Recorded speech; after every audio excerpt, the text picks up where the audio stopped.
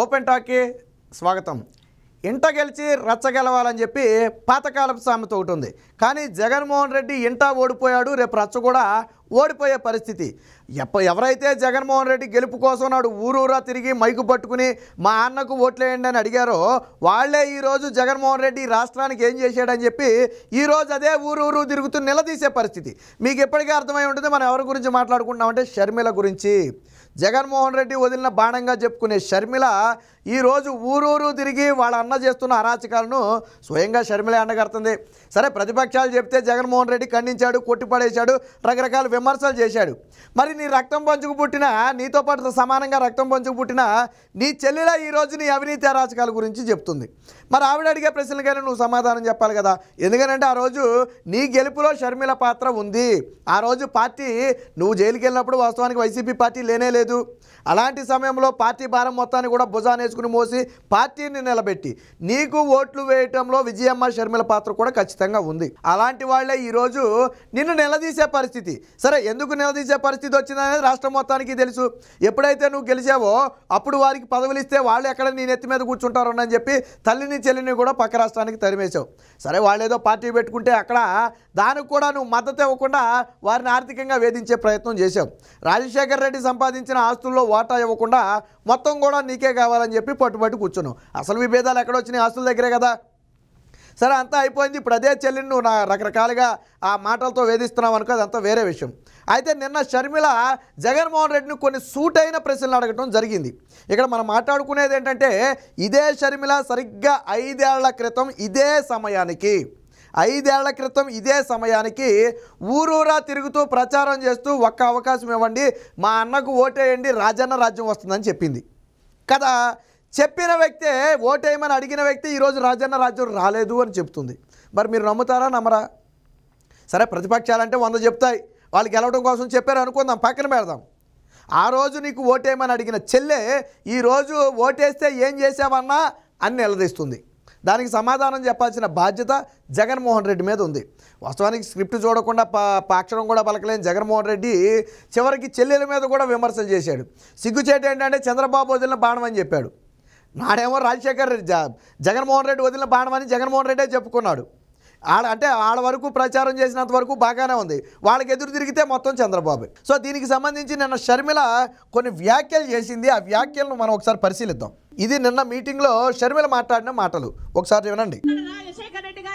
సంక్షేమ పాలన ఎక్కడ, జగనన్న గారి పాలన ఎక్కడ? భూమికి ఆకాశానికి ఉన్నంత తేడా లేదా?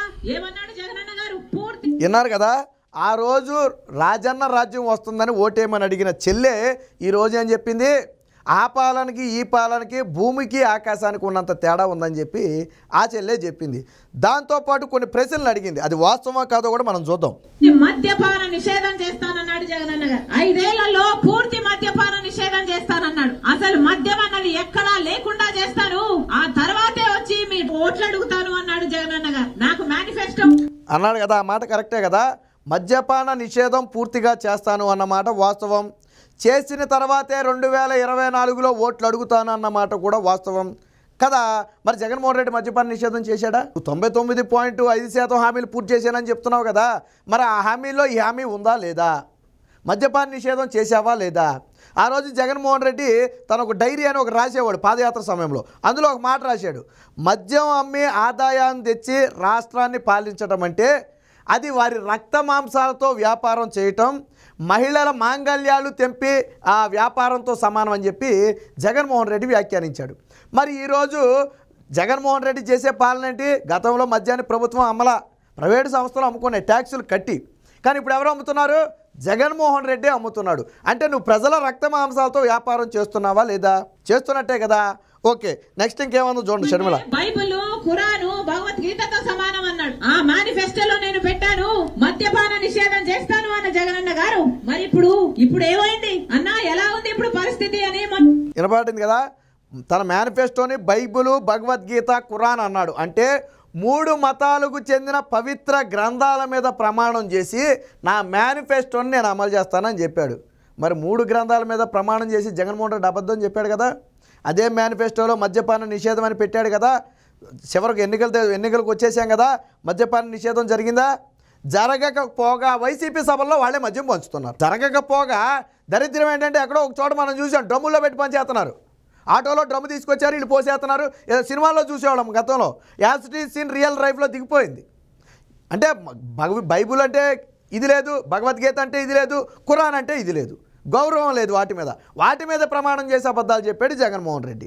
తర్వాత ఏమంటుందేనండి, 4 రోజుల కింద నేను ఒక అన్నని అడిగితే ఏమి మద్యపాన నిషేధం అమ్మా, ఇప్పుడు సర్కారే మద్యం అమ్ముతుంది, అది కూడా సర్కారు ఏది అమ్ముతే అదే కొనాలి అన్నాడు. అదేంటన్నా అంటే ఇప్పుడు కొనాల్సింది వేరే వేరే బ్రాండ్లు ఏం దొరకవమ్మా, ఏదో బూమ్ బూమ్ అంట, స్పెషల్ స్టేటస్ అట, ఇవే దొరుకుతాయి తల్లి అన్నాడు. ఈ రోజు విన్నారు కదా, వాళ్ళ అన్నమ్మే మద్యం గురించి ఆవిడే చెప్పింది. ఇప్పుడు మీరు నేను చెప్తే అబద్ధం అనుకోవచ్చు. సరే, ప్రతిపక్షాలు విమర్శలు చేస్తేనే వీళ్ళేదో జగన్మోహన్ రెడ్డి మీద కక్షగట్టి మాట్లాడుతున్నారు అనుకోవచ్చు.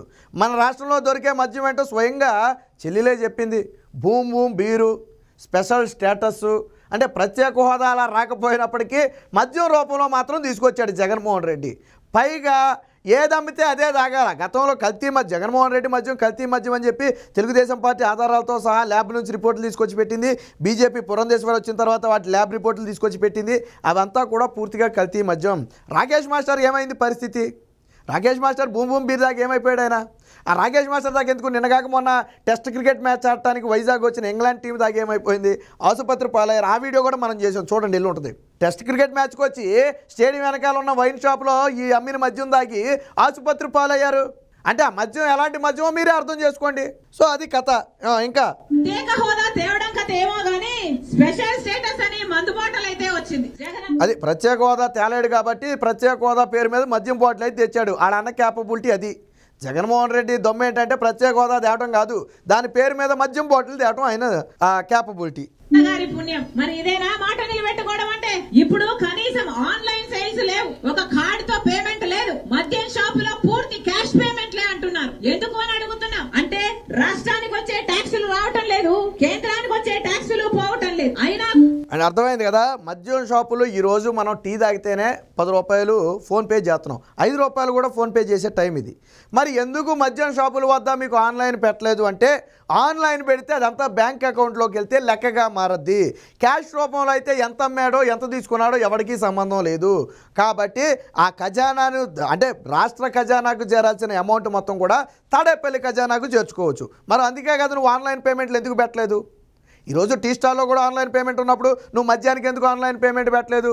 మీ చెల్లి అడుగుతుంది చెప్పు. సరే, మేము అడిగితే ఎలాగే చెప్పావు కదా, మీ చెల్లి అడుగుతుంది చెప్పు. ప్రతిపక్షాలు అడిగితే నీకు లెక్కలేదు. వాళ్ళ పిల్లల మీద పెళ్ళిళ్ళ మీద గురించి మాట్లాడతావు. నువ్వు అభివృద్ధి ఏం చేసావా అంటే నువ్వు 3 పెళ్ళిళ్ళు అంటావు. నువ్వు రాష్ట్రానికి ఏం తెచ్చావా అంటే చంద్రబాబు నాయుడు అరెస్ట్ అయ్యాడు అంటాడు. అది కాదు కదా రాష్ట్రానికి కావాల్సింది. కాబట్టి ఇప్పటివరకు ప్రతిపక్షాలు అడిగితే నోరు విప్పని జగన్మోహన్ రెడ్డి ఇప్పుడు నీకు ఓటు వేయమని అడిగిన చెల్లె ఈరోజు నువ్వు రాష్ట్రానికి ఏం చేసావని చెప్పి నిలదీస్తుంది. దానికి సమాధానం చెప్పాల్సిన బాధ్యత జగన్మోహన్ రెడ్డి మీద ఉంది. ఆ రోజు నీ గెలుపు కోసం కృషి చేసిన వాళ్ళే నీ పాలన అత్యంత అధ్వానంగా ఉంది, మరొకసారి నీకు ఓటేస్తే రాష్ట్రం అధోగతి పాలవుతుందని చెప్పి నీతో పాటు సమానంగా రక్తం పంచు పుట్టిన నీ చెల్లె చెబుతుంది. మరి ఇప్పుడు రాష్ట్ర ప్రజలు ఆలోచించుకోండి. సొంత కుటుంబ సభ్యులే మా అన్నకు ఓటేయొద్దు, ఆ పాలన అత్యంత అధ్వానంగా ఉంది, నక్కకి నాగలోకానికి ఉన్నంత తేడా ఉంది, మీరు ఓటేయొద్దని చెప్పి సొంత కుటుంబ సభ్యులే చెప్పినప్పుడు మీరు ఓటేస్తారా? ఇప్పుడు ఒక కుటుంబానికి పెళ్లి సంబంధానికి వెళ్ళామండి, మా అబ్బాయి మంచోడు కాదు, మా అబ్బాయికి ఇదిగో ఇలా అలవాట్లు ఉన్నాయి, అబద్ధాలు చెప్తాడు, తాగుతాడు, తిరుగుతాడని చెప్తే పిల్లనెత్తారు ఎవరన్నా? సొంత కుటుంబ సభ్యులు చెప్తే ఎవరు కదా. సరే, బయట వాళ్ళు చెప్తే ఏమో ఎందుకు చెప్పారో అనుకోవచ్చు. ఇక్కడ అలాగే నీ సొంత కుటుంబంలో పుట్టినటువంటి, నీ రక్తం పంచుకు పుట్టినటువంటి, నీతో సమానంగా రక్తం పంచుకు పుట్టిన షర్మిలే చెప్తుంది మా అన్నకు ఓటేయొద్దని. రాష్ట్ర ప్రజలు ఆలోచించుకోవాలి. ఆ సొంత కుటుంబం మనుషులే ఆ జగన్మోహన్ రెడ్డి నైజాన్ని బయట పెట్టినప్పుడు లేదు మేము నమ్మి ఓటేస్తామంటే 5 ఏళ్ళు అనుభవించారు, ఇంకొక 5 ఏళ్ళు అనుభవిస్తారు, ఇప్పటికీ ఒక 20 ఏళ్ళు వెనక్కి వెళ్ళిపోయాం. ఈసారి ఓటేస్తే వెనక్కి వెళ్ళిపోవడం సంగతి దేవుడు ఎరుగ్గానే తట్టాపుట్టా చదువుకుని పక్క రాష్ట్రాలకు వెళ్ళిపోవడం మాత్రం ఖాయం.